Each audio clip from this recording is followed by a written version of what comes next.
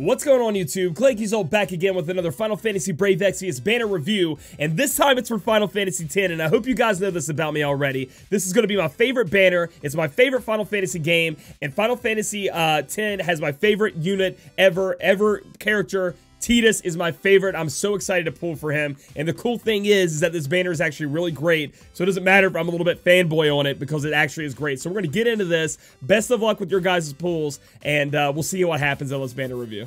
First up on the banner, we have Wakka, and he really hates that Forbidden Machina, and he is a 3-star base going up to 5-star, eventually got a 6-star upgrade in Japan. And I'm just going to go ahead and say it, Wakka's not that great, but we're going to go over what he has anyway. He has Horizon Breaker, which is a Blitzball. And that's pretty cool. It's a throwing weapon, 117 attack, but we don't really need throwing weapons right now. But that is a very strong throwing weapon. It's also a goddamn blitzball, so I want it. So I might be farming it up just to have it because I'm a fanboy, but whatever. We'll move on to his limit burst and attack reel. It's really lackluster. 2.7 times physical damage to one enemy. That's it. Kind of rough for a Wakka here. Let's go to the support abilities. He has a Rock Spirit. AoE 50% water resist buff for 3 turns, so he's going to be able to buff up your team's water resist by 50%, and that's pretty useful in a fight maybe when you're fighting something that does a lot of water damage, alright? So at least he's got that. And then he has 3 different moves: Dark Buster, Silence Buster, and Sleep Buster. That's a 90% chance to inflict, silence, sleep, or blind, respectively, to each of those busters. And 90% is a hell of a lot higher up than a lot of the other moves people have. So, he may be... you remember in the Kidna trial when we had to make sure we had them silenced and, I think it was blind? We had to do both of those to it. You know, he can come in there and do that for you at 90% rate. He actually has a move that is even better than that. We'll see that in the future coming up. Let's look at his passive abilities Wakka has. Bird Killer. Wakka hates birds. That's the first thing you know about Wakka. He just throws that ball there. He tries to kill every pelican he can find when he's playing Blitzball. 50% more physical damage to bird enemies. He has a Mercury Crest. 30% increased water resistant to himself, so, you know, he's going to take a little bit less water damage. He's used to being in the water when he's playing Blitzball. He has Danger Guard, recovers 800 HP and 20 MP every turn after his health goes below 50%. That's actually a pretty cool ability. Sadly, it's on Wakka, so it's wasted. Even when he goes to 6-star, he kind of sucks anyway. His attack abilities are Flying Ball, 2.1 times physical damage to 1, 50% increased damage to birds. So on top of the bird killer he already had, if he uses Flying Ball, he's doing a 50% more damage. Like, it's so dumb. They make him really hate birds. Penalty 3. This is a move that's kind of cool. 2.1 times AoE physical damage, 100% chance to inflict blind, sleep, and silence. So this move right here could be good in the arena because you're just going to be able to 100% inflict that. On top of the, unless they have ribbon or, you know what I'm saying. But on top of that, like, if there are fights where you're fighting a bird and they're mad and the bird's trying to get you, but if you inflict silence, sleep, and paralyze, or blind, sleep, and silence on it, and it works out for you, that's gonna be good. Wakka's gonna be your boy. But other than that, Wakka's really lackluster with a TM that's not that useful. So I'm going to give him a 6 out of 10 on Global. Even after a 6-star upgrade, Japan only gave him an 84 out of 100. So sorry, Wakka. The Forbidden Machina got you this time. Next up on the banner is Rikku, and I know you guys have been asking what makes Rikku so good. Why are you so hyped for her? Well, she's a 4-star base going to 6-star, and she's one of the damn best supports in the game ever. She's that good. So let's look over her Trust Mastery, which is one of the best Trust Masteries in the game for a support. Riku's Pouch. It's going to give you defense +3. Then it's going to enable 3 abilities. Let's go over each one and what they do. Chaos Grenade. This is AoE. All these effects are AoE. AoE physical damage. AoE inflict 1 random status element. AoE negative 30% attack, magic, defense, and spirit. So it's doing some damage, it's inflicting a status element on everybody, and it's breaking all their stats by 30%. It's an amazing ability, right? So that's 1. Panacea. That's an AoE Asuna. So everybody on your team, when you cast that, gets all of those status elements that Asuna covers off of them. So another great one to put on a support and have that ready to go. And then we have Eccentric. And what Eccentric does is it puts up your limit burst fill rate by 200%. So that's amazing. I mean, there are a lot of great limit bursts out there you guys want to use, and boosting everybody up by 200% fill rate is amazing. Now let's look at what makes Rikku her limit burst Hyper Mighty G. And that's why we want that 200% limit burst increase. AoE, 50% defense and spirit buff, so that's pretty good. Then an auto revive to 80% HP for 3 turns to all allies. So essentially, she casts this, buff up your defense and spirit stats, and then everybody, if they die in the next 3 turns, they're coming back to life with 80% HP, guys.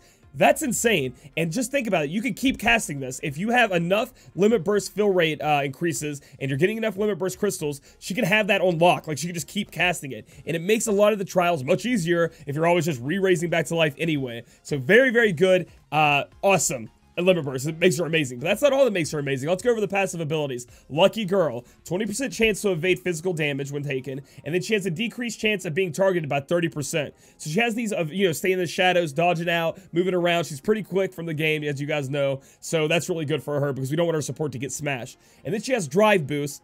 Her limit burst fill rate is already up by 100% because of this passive. So that great limit burst, you're already filling it up faster than you would have before because they've put this passive on her, which is awesome, all right? Then we're going to go to support abilities. She has Outbed Potion, and everybody wants to drink this, but Wakka, he's going to sit out. He don't like this shit. 1,000 HP heal AoE. Then we have AoE cure of Poison, Silence, and Petrify. So for those people who out there don't have a way to get rid of stone, we have Petrify cure on our Rikku that also heals everybody tremendously. It's a very powerful heal on top of that. Very great move.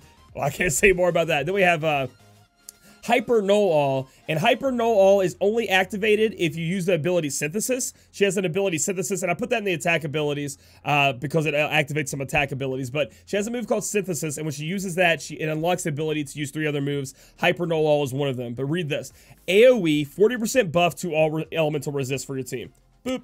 Everybody has 40% elemental buff up. Then an AoE, 30% damage mitigation for 3 turns. It does both of those. So your elemental resist go up by 40%, and then you're taking 30% less damage for 3 turns. What the actual fuck were they thinking with this character? It's insane. Like, I cannot believe this. And I mean, you guys are probably reading on as I've been talking out my ass. Mega Phoenix, revive all KO'd allies to 100%. So at some point, Hyper Mighty G don't work for you. You can just use Mega Phoenix, bring them all back up to 100% anyway. Yeah, and again, we're not done yet. That's not all, folks. We have a Synthesis, like I said. It's going to enable Sunburst, Hyper Null All, and Hazardous Shell. So we're going to go over those at the bottom here. We have Sunburst and Hazardous Shell. Sunburst is AoE fixed damage of 19,998. So that's what happens when you use Sunburst. And then Hazardous Shell, AoE 1.8 times physical damage and inflicts 2 random status elements. So that way, you can just AoE, put 2 random status elements on people if you have Synthesis activated and you use Hazardous Shell. Remember, Synthesis also enables Hyper Null All, which is a 30% damage mitigation and the 40% elemental resist buff.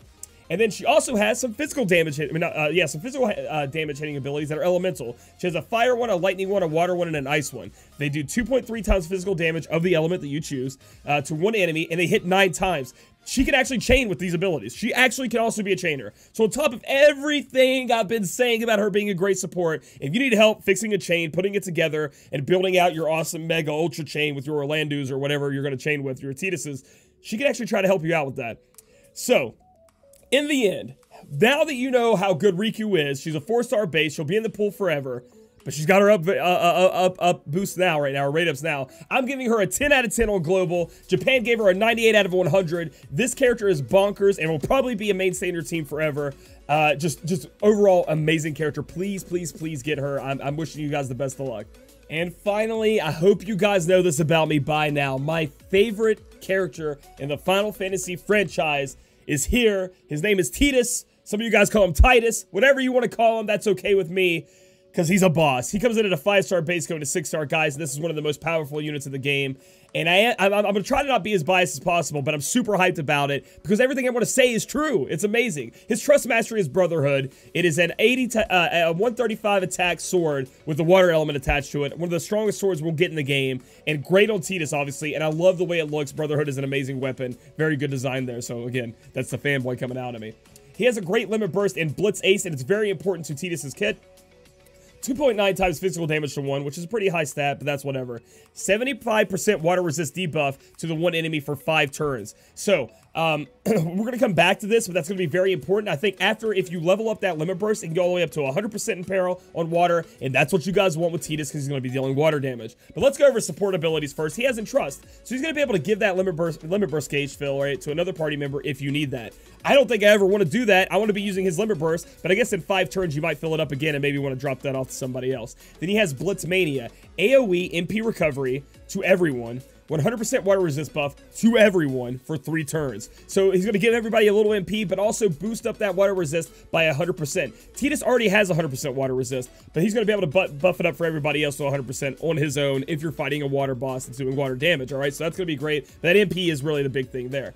Let's go over his passive abilities real quick. He has Tackle Slip, 30% chance to evade physical damage. So 30% of the time, he's just evading physical damage as it is, and that makes sense because, you know, he's a blitzball player, he's agile, things like that. Then he has Top Athlete, 200% increase to limit burst fill rate. So we're just talking about Rikku having 100%. Tidus has 200%. So if you have that 200% and then you buff up with Eccentric with Rikku's pouch, 200% more, or you use Wilhelm like I want to use, and that's 50%. That's 250 or 400% limit burst fill rate. Tidus is getting that limit burst up to be able to use when he needs to. And then he has 100% resist to blind, sleep, and paralyze. So you're not going to have to worry about that on our boy. That's not happening to him. So that's a great, great passive. And then we have Suncrest. That it increases attack by 20%. That's just a passive on it. But he also has Bird, Beast, and Demon Killer. So for all those demons out there we've been fighting, you know, you can throw Diablos on them, stack it up with this Suncrest, do that. Or a Beast, you can put Ifrit on him, and that's double Beast. Or Bird, you know, if you want to go with Wakka and you guys decide you just want to go shoot out and shoot some ducks or something, you guys can go do that with your buddy Wakka.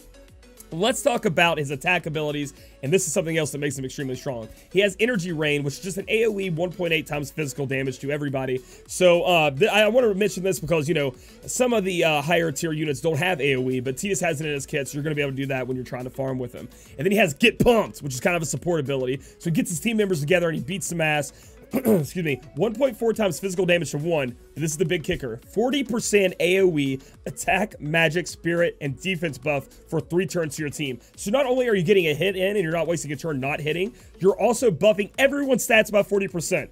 You're getting everybody pumped up and we're ready to go, all right? And then he has Jet Shot, and this is important if you're not going to be able to get his TM. 2 times water physical damage with 50% ignore defense, so it kind of hits pretty hard. I think that is a 4 times multiplier after you do the 50% ignore defense.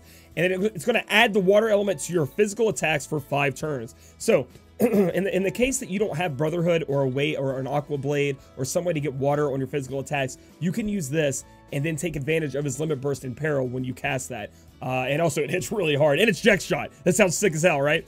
But this is his big hitting ability. Here's his chaining ability. Quick Hit. 4 times physical to 1, so that's 4 times multiplier, pretty high up. Hits 12 times, so it hits 12 times. I think Orlando hits 7 times, so that's a big difference, right? The problem is Orlando does his imperil on his attack. So Orlando, Eileen, they take away the you know, the elemental resist of their elements before they attack, or with their attack, excuse me. Whereas Tidus will have to use his limit burst, or somebody else will have to help him to take the water resist down, and you'll have to use Jet Shot if you don't have Brotherhood. So he kind of takes some setup on top of the fact that Tidus's 12 hits are really hard to perfect chain with. I'm not saying it's not possible, and I'm going to try my best to learn. However, he does have the 5 seconds between each attack. So with the way the frames work, he has the 5 seconds between each attack. It's like, I think it's a wind up of like 12 or 22, something like that. And then it's like 5, 5, 5, 5, 5, 5. And at the very end, it's like 22. And then he rolls it back in. So the reason I'm bringing this up is there are a lot of units out there that have that 5, 5, 5, 5, 5, you know, frame rate data in there. And it goes like Chizuru, Amelia, Setzer, and Rikku has one of those too. I think it's on her fire, but I'm not sure on that, but I think it's on her fire. So he can chain with a lot of people. He's just harder to perfect chain with because he does have a weird ending to his chaining. He delays for a minute, then hits again, and then he delays, and then he'll start up his second dual wield hit with Quick Hit. But if you can learn how to chain well with this thing is insane. Quick Hit is a monster when it comes to him. All right, so now we're going to cover up what I think are how I'm going to build my Tidus if I actually get him, and what I think you guys should be building him to. Our non-TM example build is going to go like this. You want to throw Second Knife on him because he can equip the dagger. So that's your way of getting dual wield if you don't have one already. And then we're going to throw Apocalypse on him. That's a great sword. Really, really strong hitting great sword. The reason being is we don't really have a good water weapon to put on him anyway. And Jet Shot's going to be there for you. And he doesn't have his sword mastery passive yet until enhancements. So Apocalypse, you get it from the Aurora keys. Very hard, high attack stat. Great sword, guys. Be out there getting your keys. I don't have my keys because I'm bad and I'm lazy. But you guys get your keys. Don't go by me. Do what I say. Then you can put the Dark Helm on him. You can get that from that was from an event, but it's actually re-rolled again. So you guys had 2 chances of getting a Dark Helm.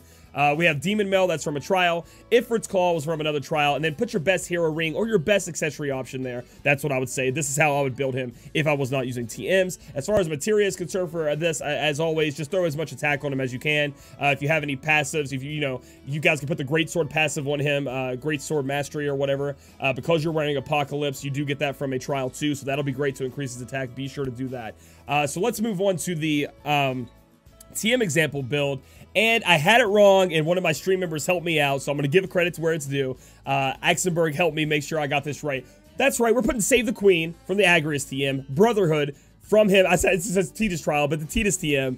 Then we're gonna have Rider's Helm from Folan's TM, Demon Mail, Ifrit's Call, and Genji Glove. And the reason we're using Save the Queen is because if you go over here, we're gonna be using Large Sword Mastery in his materials. Okay, that ends up being I think like 8 stronger. I think we said 6 or 8 attack stronger than using the Genji Blade and the Blade Mastery. Plus Large Sword Mastery you get from a trial anyway, and you know I don't know, it kind of makes it easier instead of having to use 2 TMs, I guess. I don't know. And then we have Dark Knight Soul. So as long as you have a sword equipped, and on top of that you have a heavy armor equipped, you are going to be able to use Dark Knight Soul, and that's going to boost up your attack. That's non-stackable. That comes from Leon's TM. So we do have the sword and Brotherhood on top of the fact that we have Demon Mail, so we cover that. So that's great. And then we have double quick assault with Shine's TM. Any 30% attack TM will work there, but that's going to make him extremely powerful. And then you're just going to throw Odin or, you know, or Titan, anybody you have that's a physical damage dealing Esper, whoever's available, and whatever you're fighting against, where those killer passives or abilities come in, that'll be great for you, okay? So after all of this, and everything is done, I'm going to give Tidus a 10 out of 10 on Global. The guy is extremely powerful after everything we've talked about. I hope you guys realize how good he is.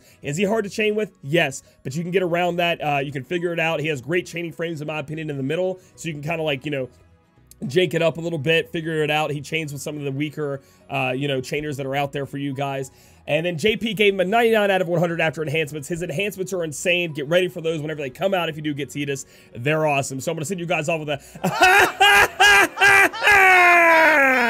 Alright guys, so that's the Final Fantasy X banner review in a nutshell. Should you guys pull for this?